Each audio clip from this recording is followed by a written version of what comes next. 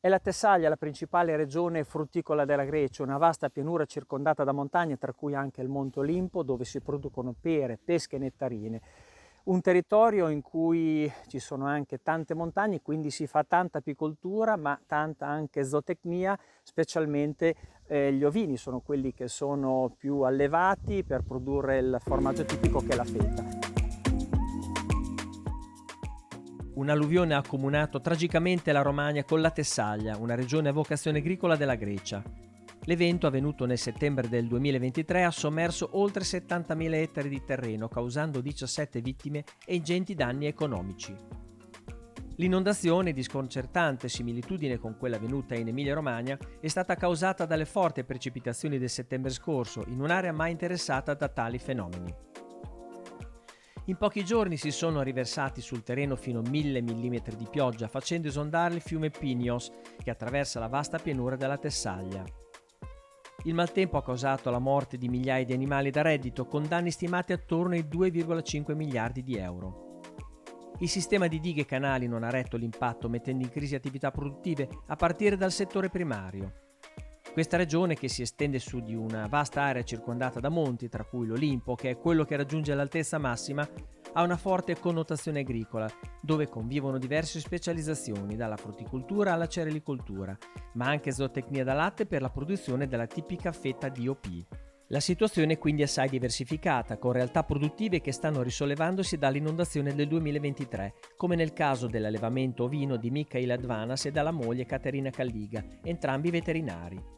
L'attività è stata avviata nel 2012 con 40 pecore, ora la mandria è composta da 350 esemplari selezionati di razza Chios che producono latte biologico.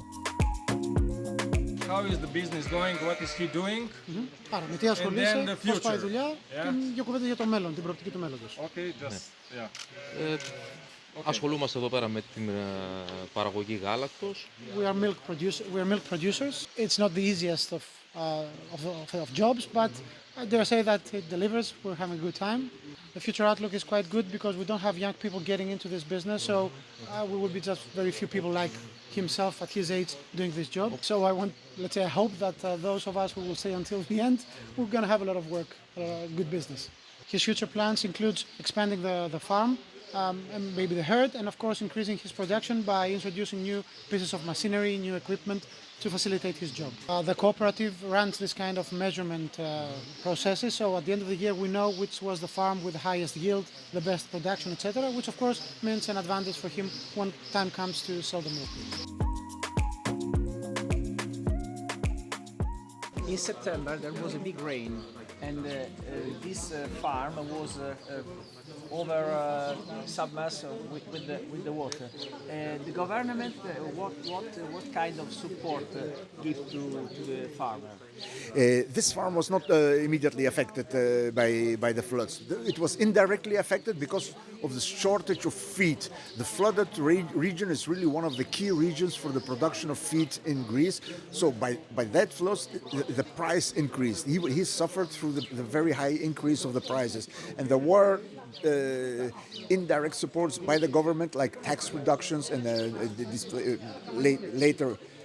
later payments of taxation and then tax reductions, plus some additional measures to pay the energy, notably the energy bill. Okay, those were the measures taken by the Greek government, which were outside of EU support. Do you think in the future to build your own dairy? Actually, no, we are not, because as I explained before, that's a job for the dairy industry. Μπορεί For να someone else. σταθεί If you're a milk producer and you want to get into the dairy business, you can do that, but you have to produce Μία very small μονάδα. quantities of cheese and yogurt and have very small milk production, very low milk production. If you have a farm like this one producing big quantities of milk, you cannot get into producing cheese and yogurt and dairy products. They give us a price and we get it. What is the price now? And, Can you what, give me total? 1,50. 1.5. and how was it last year? For Ε, example? 1,65, 63, 67. 165, 163, 167. It's worse now. Άρα είναι χειρότερη. Ναι, σαφώς. Ναι, σαφώς. Compared to 4 years ago, there's still. Καλά, εντάξει, πριν 4 χρόνια ήταν. Is there any way you could sell milk directly to the consumer? Κάποιο τρόπο να πουλήσει το γάλα απευθείας στον καταναλωτή. Όχι. No. Όχι. Κάποιοι έχουν κάνει συνεταιριστικά δέχεια, αλλά δεν είναι το μοντέλο. Δεν δουλεύει. There have been some cooperative-based, let's say, initiatives, but it's not the kind of business model that we deliver. But the milk is used for drinking or only for the cheese? For cheese, for cheese. For cheese. It's not possible and the level of Το milk, the cheap milk is How many plants of cheese there are? Plants of cheese. Πόσες γαλακτομικές μονάδες To παραγωγής transform this specific milk. για να το κάνουμε τυρί εδώ στην περιοχή. στην περιοχή. Πάρα πολύ. Numerous. In the area there are many plants producing Πάρα cheese. πολύ. Many? Ναι. Πάρα πολύ. Small? I don't know. Μικρομεσαίες, Μεγάλες, μικρές, τα πάντα. all sizes. La Grecia presenta una forte parcellizzazione delle imprese, poco più di 600.000 complessivamente, con unità poderali di dimensioni ancora molto esigue, nella media 5 ettari, ma con microimprese che talvolta non superano l'ettaro. Di dimensioni maggiori l'azienda frutticola Grigorisi Ligouras, colpita solo in parte dall'alluvione che ha compromesso un appezzamento coltivato d'uva da tavola. Conduce infatti un'azienda frutticola di una trentina di ettari investiti a ciliegi, pere, pesche e nettarine, ma anche uva da tavola e da vino. How many tons you pick up in 1 hectare of pears? Πόσους τόνους το εκτάριο. Το εκτάριο. 25 το εκτάριο.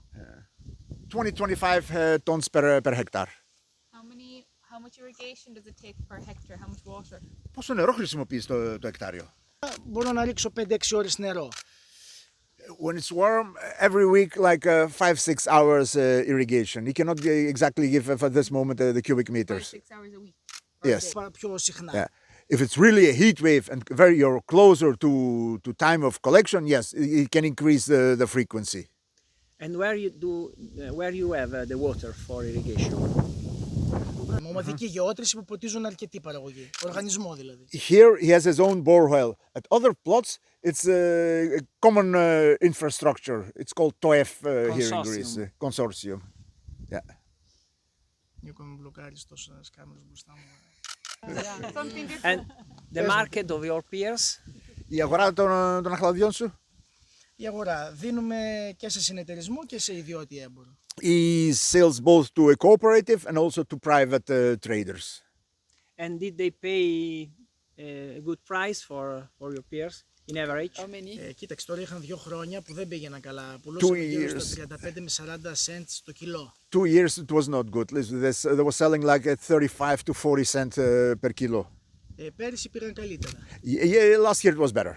Συνήθως όλα τα χρόνια πουλούσαμε 60 με 70 cents. Usually over the last years I've been selling around 60 to 70 cents per kilo. The problem... 11 με 12. Yeah. Let's say a couple of years ago you had like per hectare like 6,000 euro of costs. We are now at 10,000, 11,000 euro costs per hectare. Είναι αληθινά τα νούμερα, δεν σκάμπω. And these are real figures. I'm not joking. And is the same thing for peaches? Η ίδια κατάσταση και για τα ροδάκινα με τα κόστη. Similar. Λίγο λιγότερο κόστος λόγω του ότι τα φάρμακα και τα χλάδια είναι πιο ακριβά. The cost for peaches is a bit lower because the insecticides, pesticides are cheaper for peaches compared to pears. Απλά επειδή τα τελευταία χρόνια πολλά εντομοκτώνα που ρίχναμε τα έχουν καταργήσει. But over the last years, a lot of insecticides have been banned. Τα καινούργια που βγήκαν τα πιο And the new products brought into the market είναι πιο ακριβά. are much more expensive. Much more expensive. Due fratelli, Ioannis e Dimitris Senko, hanno invece investito sull'apicoltura, usufruendo del primo insediamento.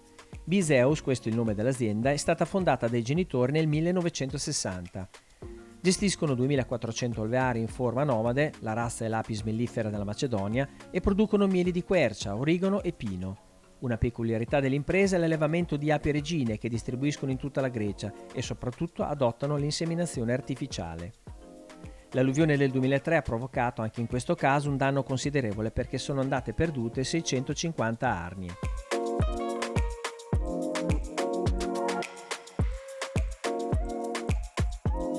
Un moderno mandorleto, coltura storica della Tessaglia, che ha sostituito i seminativi. È il progetto di Carpologio, una recente organizzazione di produttori che raggruppa 14 agricoltori, molti dei quali under 40. Una scelta produttiva che impegna complessivamente 12 ettari.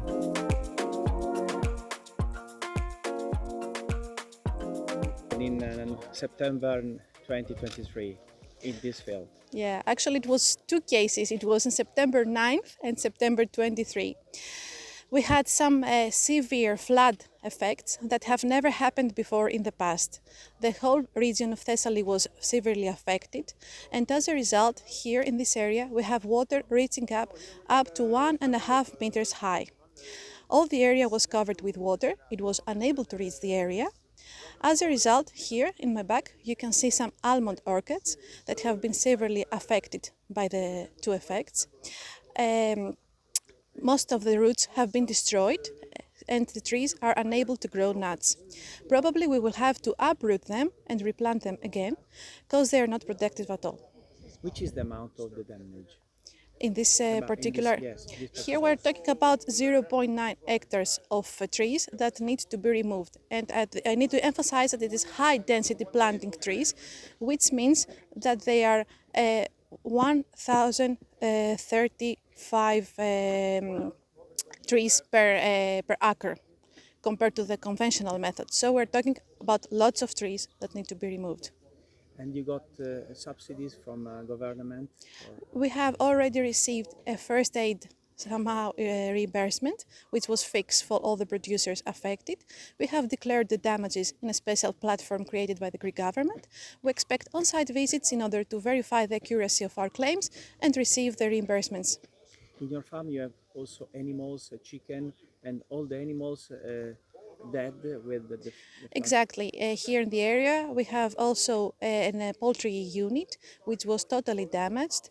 We are talking about 4,000 of chickens that got drowned, and we could do nothing but see them from the cameras and unable to help. And how many days you need to restart all the farm? It took almost till from September till December to remove all the material that was brought from a very, very wide range of areas here. We are talking about materials brought from up to 10 kilometers away. So it took us a lot of time to remove the material and then to be able to enter either the trees or the poultry unit. Thank you. Thank you so much. Oops.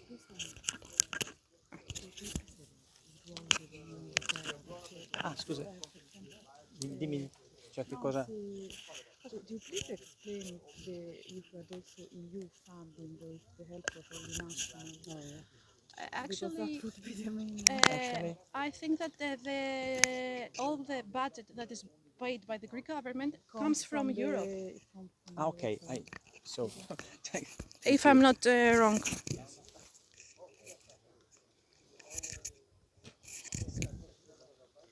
Yes, in this situation, which is the role of EU? First of all these trees were planted, and also the poultry unit was created with the help of the regional development programs by the EU. Now, regarding the reimbursements, the amount and the lump sum will be paid by the common funding stemming from the EU. Nella Tessaglia ci sono ancora campi impraticabili, mentre strutture di trasformazione sono stati ripristinati, come nel caso dello stabilimento del Monte a Platicampos. La struttura, che in piena stagione lavorativa dà occupazione circa 1000 stagionali, è stata allagata per lungo tempo, lasciando fango e detriti e causando 20 milioni di euro di danno.